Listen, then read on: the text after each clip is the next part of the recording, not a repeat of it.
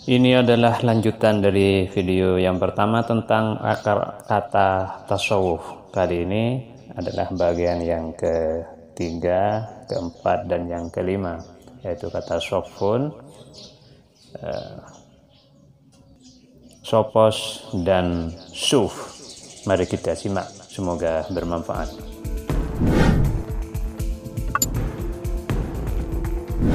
Nah, yang ketiga berasal dari kata sofun, yang berarti barisan. Sofun, sof, barisan. Kalau orang sholat itu ada sof, kan ya, ada sof. Yang paling bagus itu sof yang mana? Yang pertama. Jadi suf tasawuf itu dekat juga akar katanya dengan kata sofun ini, karena memang ada sod dan fa-nya. Alasannya apa? Qala qaumun innama summu sufiyatan li'annahum fis shaffil awal bayna yadayillahi jalla wa azza wa jalla birtifa'i himamihim ilaihi wa iqbalihim biqulubihim alaihi wa wuqufihim bi sarairihim bayna yadayhi. Karena orang-orang sufi itu nanti itu berada di barisan pertama di hadapan Allah. Jadi orang-orang yang paling dekat nanti atau yang mungkin lebih cepat masuk surga itu orang-orang sufi. Ya, jurusan akhlak tasawuf lah. Seperti itu. Jurusan ini. Ya, nanti jadi orang-orang sufi itu nanti berada di barisan pertama di hadapan Allah. Dipanggil misalnya ainal ladzina tatajafa junubuhum minal madaj, siapa di mana kalian yang sering sholat malam, maka mereka berdiri. Dan itu wahum qalilun, sedikit, hanya beberapa orang saja. Di kelas ini pun tidak banyak katanya tadi kan. Jadi aulia, para aulia, usyuhada, ulama usyuhada, dan ini orang-orang aulia itu ya orang-orang sufi tadi. Itu yang lebih cepat masuk surga. Berada di barisan pertama. Kenapa mereka berada di barisan pertama? Karena itu himmah mereka kepada Allah begitu tinggi. Keinginannya kepada Allah itu begitu tinggi. Tujuan utamanya ya Allah.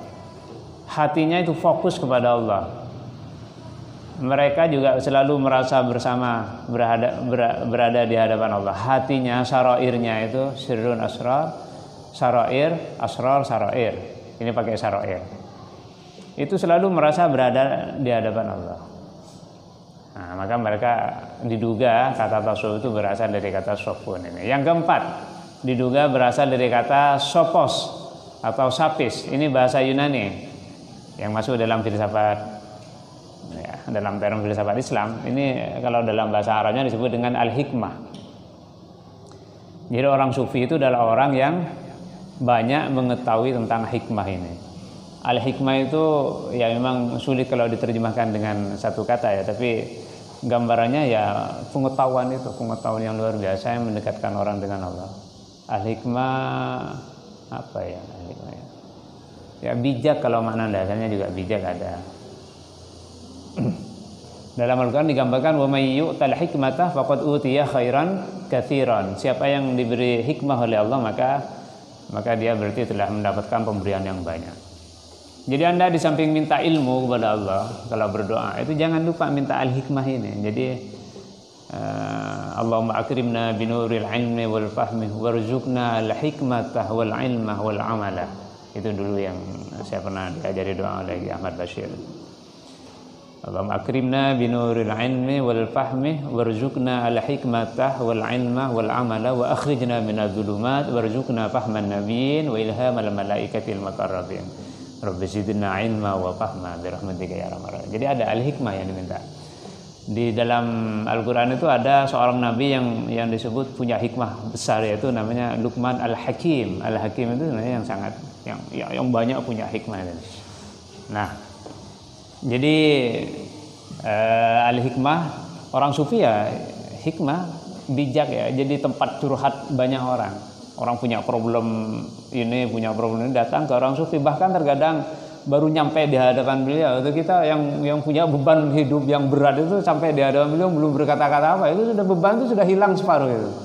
Bahkan melihat senyumnya saja itu kalau kita sowan ke orang-orang sufi itu, wajahnya yang bersih, tenang, damai, tentram, kita melihat itu seperti ada ada aura yang luar biasa masuk ke tubuh kita dan itu menghilangkan problem-problem hidup itu. Apalagi langsung beliau berkata-kata mulai menyampaikan pesan-pesannya, hilang semua itu. Kita pulang itu sudah damai, tidak ada apa. Misalnya ada seorang teman yang sedang punya masalah besar di rumah tangganya, datang ke kiai. Kiai sebenarnya sampai sudah mulai hilang, tapi ditambah lagi dengan kata-kata hikmah maka menjadi bersih itu problem hidupnya. Dikatakan oleh kiai, idza ahabballahu 'abdan ibtalahu. Kalau Allah sedang mencintai seseorang maka Allah akan menguji orang itu. Ludes semua itu kemudian beban pikirannya. Karena dia termotivasi, berarti saya sedang dicintai oleh orang. Kalau mau naik pangkat itu dia diuji. Anda kalau mau naik level S2 nanti ya harus melalui ujian skripsi munakosan nanti baru naik ke S2. Mau ke S3 ya ujian lagi. Semakin banyak ujiannya, semakin berat ujiannya, semakin tinggi pangkat Anda. Nah kira-kira itu mendamaikan.